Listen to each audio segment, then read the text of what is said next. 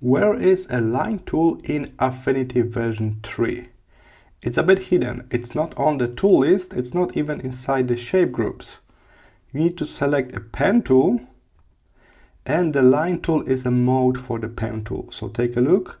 By default we are in the pen mode, but the last mode here is a line mode.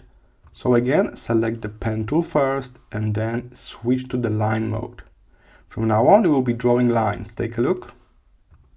Here's the line. For the line, we can set up the stroke.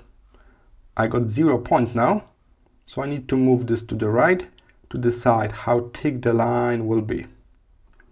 We can also adjust the stroke color.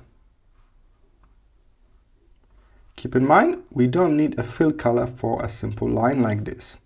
If you are in the line mode, you will be drawing separate lines all the time. This can be very handy. If you hold Shift after you draw the first point, you'll be snapping to certain angles. Again, hold Shift to be sure your line is perfectly straight. If you mess up your line, you can always switch to the node tool and move one of the nodes and readjust. What if you want to draw a long line that continue on?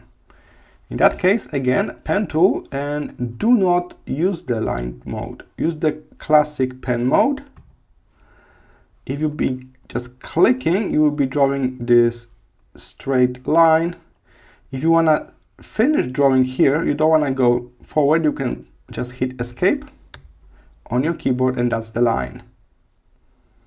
Keep in mind, if you click and hold, click and hold, click and hold, you will be creating those curvy lines.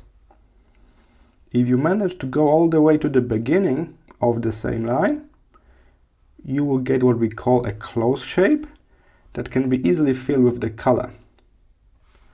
So let's summarize. A line tool is not a tool, it's more like a mode for the existing pen tool. So go to the pen tool, change to the line mode, and this way you can draw lines like that.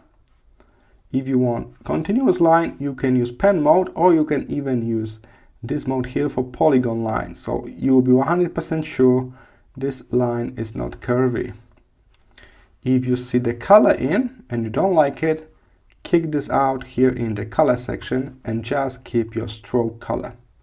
You can change the stroke width here in the stroke panel. I hope this was helpful. See you in the next one.